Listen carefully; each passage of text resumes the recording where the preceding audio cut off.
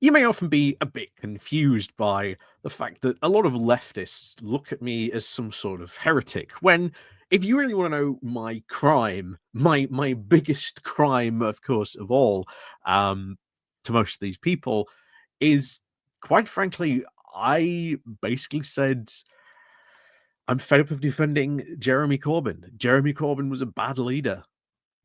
That was it. That was it. And for this crime, I get a lot of hate. I think very unjustifiably so. But hey, it's the internet. Unless I want to pursue, legal avenues. There's little I can do about some of the stuff some people say about me. But it's good to see that sometimes when you say these things, you're pissing off the right people. And ultimately, at the end of the day, that was my big crime, saying that Jeremy Corbyn was a bad leader. And I still say that to this day. I think he was a very, very bad leader, honestly, of the Labour Party. I think he completely misunderstood how to run a party. He had no idea. He basically became enthralled to, I think, a very small group of people who themselves ignored the fact that the rest of the party, and I think very, very much to their own detriment. And I think the very same thing is going to happen to this new party as well. As I keep on telling you, I've seen posts where people who are openly very, very tanky, very, very like openly, pro Russia, saying go join Jeremy Corbyn's new party. I've seen other people saying this is going to be a party for pure socialists only. I've seen people worried about, oh, what about all these liberals that might join the party? What do we do about them? uh, the most successful parties ever have always and will be big tent parties. And if you cannot get along with other people, bear in mind, a lot of other people on the left, I agree with them on 80 to 90% of what they say. Our big disagreement is strategy. That is generally it. The strategy is the biggest disagreement that we have. But I want to go over this because I think, again, it is worth going over. So I think this guy here used to work in, James Matthewson, guy who worked for Labour Comms under Jeremy Corbyn. I think gets a lot of the stuff right he says in this. So I'm going to go over this. I think it's worth going over. Leave your opinions in the comments down below. Don't forget to click on the like, share, and subscribe button. And of course, down below, there's the Patreon, there's the Buy Me Coffee link, there's the YouTube thank you button, and of course, as always, there's YouTube membership down below as well. So let's crack on then into this, shall we? So, James Matthewson, I worked on Corbyn's last Vanity project. The left should be wary of his new party. There is, of course, a certain irony that comes with being left-wing and criticizing things on the left of politics, especially when those things have often been based around the left's reliable tendency to eat itself, which, again, very, very true. That is something we on the left still suffer with. And I think it is just that if you are not in 100% of alignment, you should not be allowed in the room, not allowed a seat at the table. You are not allowed anything at all. How dare you be here? Leave. Good way to attract people to your cause, right? Many times, he continues, I of course found myself facing the dilemma of speaking out about things that are of course too important to ignore in my natural political home, but knowing that in doing so, I will of course be contributing to the many divisions that are already now barely concealed. Whether, of course, it be ideological disputes or conflict over approach, many, of course, of the same arguments have been run on repeat in the Labour Party for the past century. So we come now to the current Labour Party. The rise currently of the far-right populism across Europe and notably in the US has now blown a very strong gust towards the weather vane of progressive political parties. Do they spin in the direction that it is blowing and at least hope now of appeasing the growing trends? Or do they actually stay firm and stand their ground on principles to resist the winds? The Starmer government have chosen the former. and now finds itself politically rudderless, asking its party of nearly 400 MPs to vote for legislation and changes they simply do not agree with. And again, I agree. I think the direction that they've gone in, completely wrong. I think is absolutely wrong the direction they've gone in. Some of the stuff that I have done, as I've said before, I've spoken about it. I like, but the direction currently they are going in, the fact that you've got numbers of MPs that are, saying we want you to vote for this, but they do not agree with. Yeah, bit of a problem, to be honest. Now, it continues. It is, of course, understandable then to see, of course, the swathes of progressive-minded voters, being former Labour members and left-wingers, now abandoning abandoning, of course, the Labour Party entirely. From, of course, Gaza to welfare, and everything in between. Core issues that matter, of course, to leftists have been railed against by Starmer's leadership. Instead, of course, trying to win that fight inside the Labour tent, many, of course, are now jumping ship to simply now looking for a different opinion to throw their support behind. And again, this is what they should be, I think, trying to do. This is what I constantly advocate for. Win this fight, fight it in Labour. You can, and that is the best way and strategy to do so.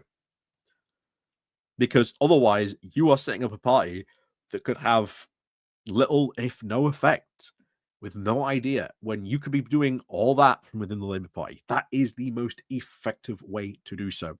That is, and always has been, my stance on that. So, this is now the feeling which has once again coalesced around a certain mythical figure on the British left, Jeremy Corbyn.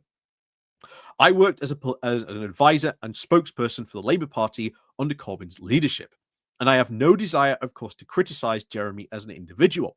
Again, same. I've never criticised him as an individual, other than saying I think his leadership was terrible. I do not think he was a good leader. That is my biggest criticism of Jeremy Corbyn. So, he has been, of course, a very committed member of Parliament and to his constituents in Islington for over a staggering 41 years.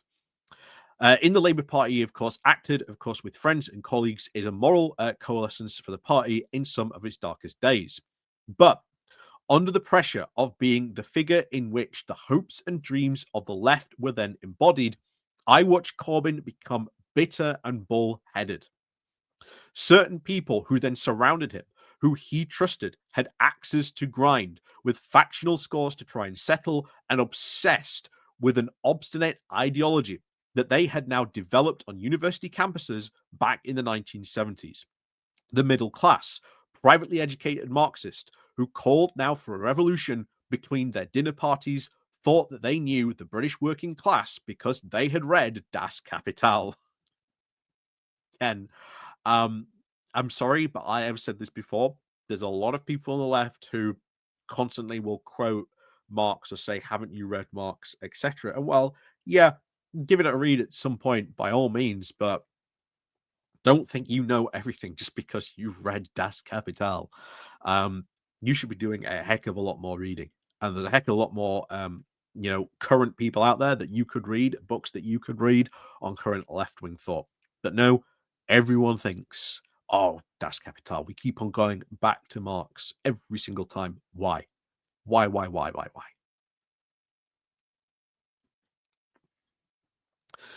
Anyway, back to this.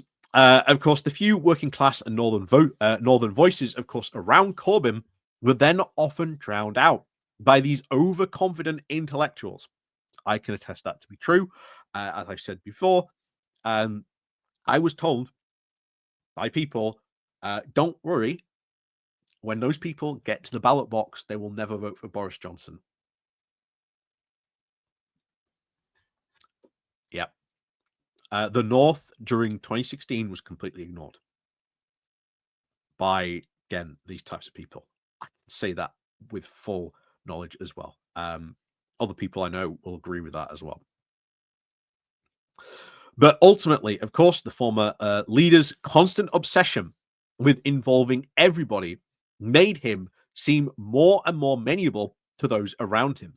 Gradually, after the highs of the 2017 election campaign, the winds then spilled from our sails, and the Corbyn project became its own worst enemy.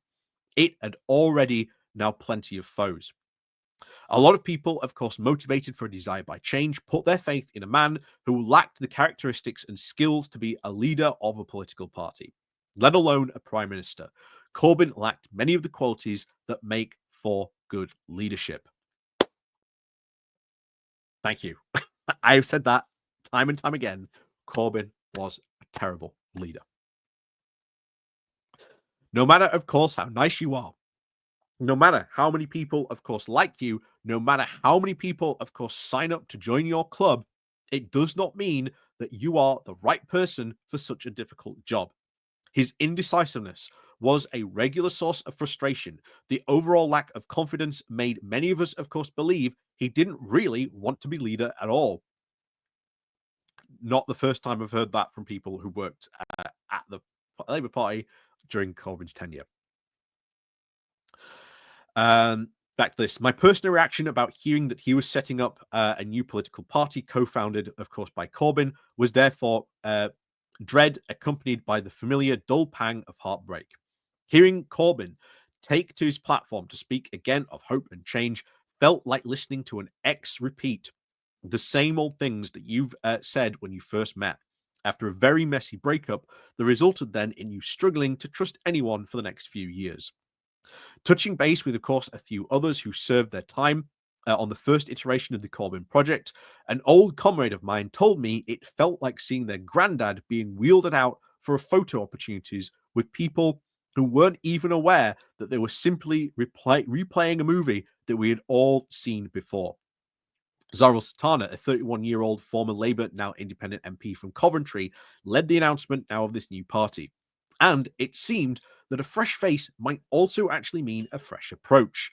But I fear, of course, that is far from the truth. Sultana, of course, led much celebratory calls for over the 5,000 people that have now 500,000 people, sorry, that have registered for online support for this new political party. It is, of course, an excellent achievement, and it does show that there is strong appetite for a campaign now for a credible left-wing alternative. However, those of us who remember constantly referencing the Labour membership numbers between 2016 and 2019 will recall that at one stage under Corbyn had the biggest membership of any political party in Europe. Despite this, we lost 2 elections, which again, I keep on reminding people as well. You cannot just discount the fact that you lost 2 elections. It seems, of course, so far from its focus on, quote, members, that the indication that Democratic membership-led votes will, of course, decide everything from the party's name, then, of course, that no lessons, of course, have been learned whatsoever.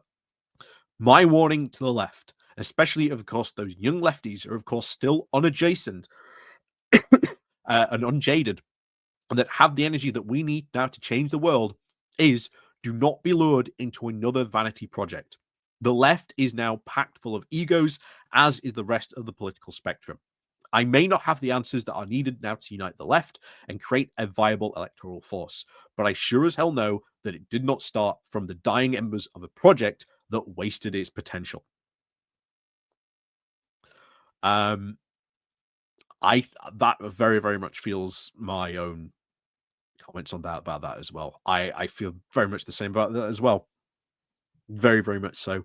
A lot of potential, I think, wasted purely for the fact Jeremy Corbyn was not a leader. Time and time again, it happened. I think he became very, very insular, trusting only his closest advisors to a point there where we saw up here MPs not even briefed on the 2019 manifesto. And you want a perfect example? BBC Radio Sheffield, 2019. I don't know if it still exists somewhere.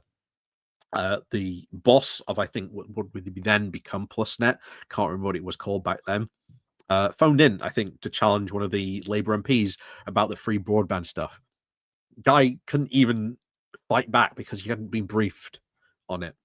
Made him look really bad. Really, really bad.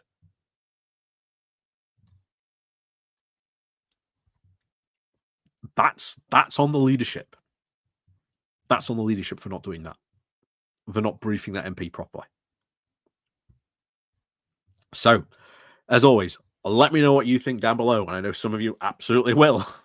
Let me know. So, as always, thank you very much for watching. And of course, as always, we'll see you all next time.